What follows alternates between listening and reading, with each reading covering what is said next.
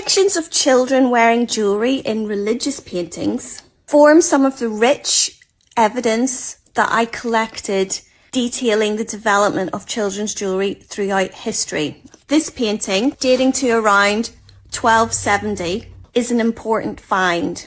What we have to remember at this point is that portraiture in general in Europe didn't really begin to develop until the end of the late 15th century, and before this time it was mainly religious portraits that existed.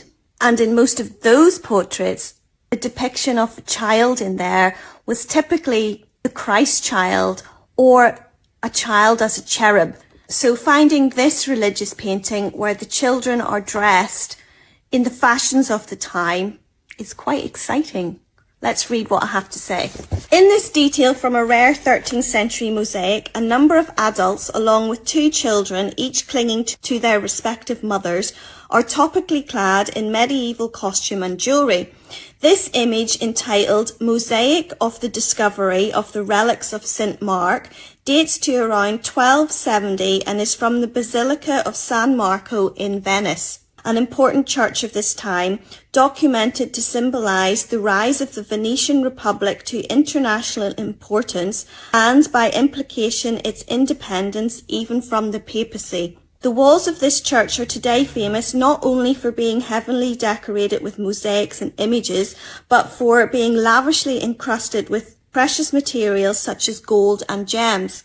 No expense was spared in the construction and decoration of the basilica, and this example, detailing children adorned in jewels, is therefore of great significance both to the depiction of children and to children's jewellery. The inscription accompanying the mosaic identifies both children to be young females who are dressed fashionably and in miniature of their mothers. In terms of their jewellery, the girl at the bottom left of the image wears a gold coronal with fleurons set with sapphires, emeralds and pearls.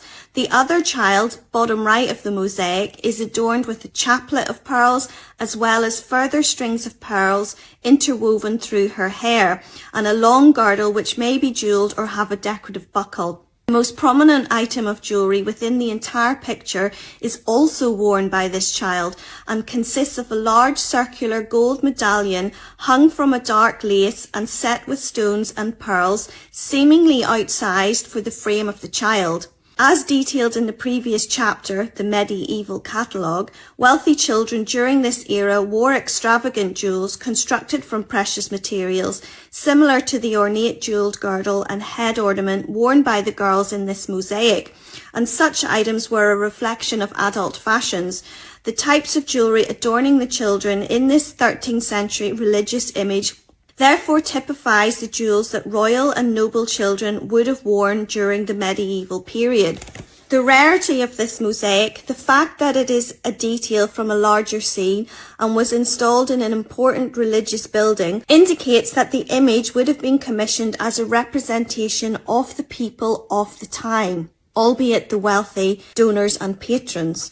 The richness of the costumes and the amount of jewellery worn by both the adults and children emphasises how popular extravagance was within medieval society. This 13th century mosaic may be one of the earliest European portraits in which children were visually represented wearing jewellery, and further quantifies that the child was equally considered a valuable part of the medieval jewellery wearing aesthetic and culture. Here is the large jewel, which you can see dominates this particular scene. The two adults aren't wearing a pendant like this. And this shows that the child in this scene was given visual importance. And what we also have to remember at this time is the idea of childhood as we know it now didn't exist. It was evolving. Children were basically seen as miniature adults after a certain age. It was a race to become an adult as opposed to having a period of time where they were allowed to be a child.